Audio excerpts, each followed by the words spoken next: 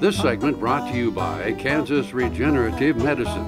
Your stem cells, your health, your life. Welcome back. Frank doesn't have any more to say, so I guess I'll take over from here. This will be like Penn and Teller. Yeah, really. Your turn now. No. Anyway, you know, the Dillon House is right across the street from the state Capitol building. And the Capitol is really, well, we did one of our opens there at Christmas because it was such a beautiful setting. Wasn't that pretty? The tree and all of that. Yeah. And so anyway, we decided, well, we should maybe do something about the Capitol. You know, the remodel is stupendous, and now that legislative session is going on, of course, a lot of people are coming in, and it's the one time a year where a lot of people do come to the Capitol for business and might not get there any other time. But we strongly encourage you to see it. It is spectacular.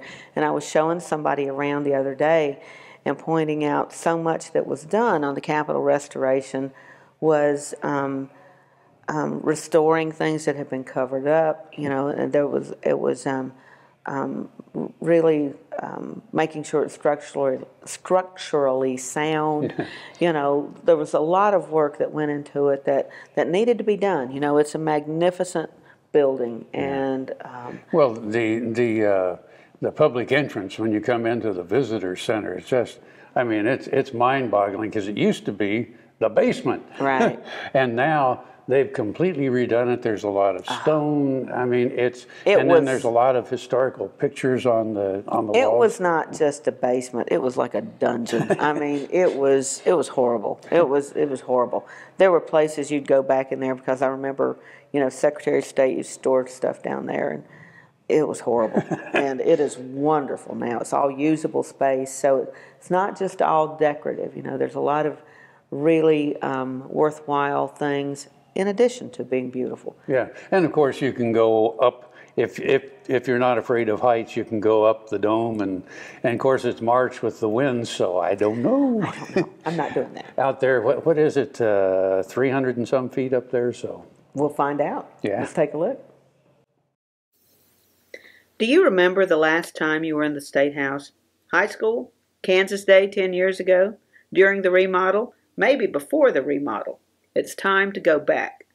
The multi-phase Kansas State House restoration took 13 years and $300 million.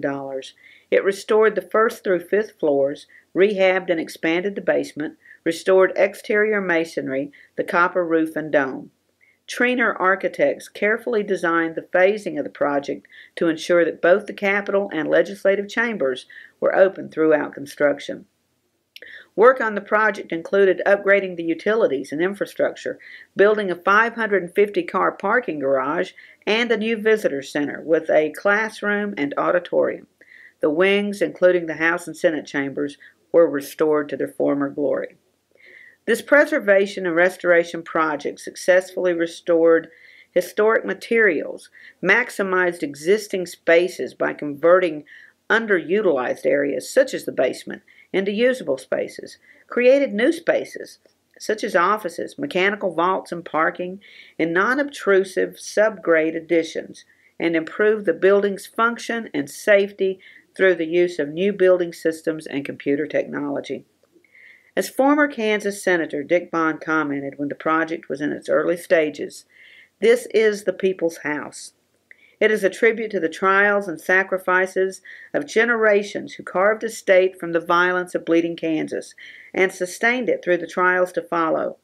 It is unthinkable that the names of abolitionists were painted over in the House chamber, that art was allowed to fade or covered up altogether.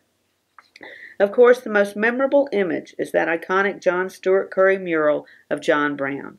The Stuart murals were cleaned and cared for and will inspire generations of school children for years to come. It is the most iconic and recognizable of Kansas images. The People's House was abused and neglected far too long. May she weather the next century more grandly.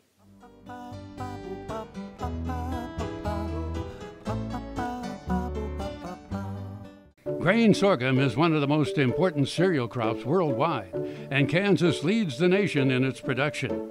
A high-energy, drought-tolerant crop, sorghum only requires 6 inches of water to produce the first bushel. And with its wide uses and easy adaptation, sorghum proves to be a truly indispensable crop.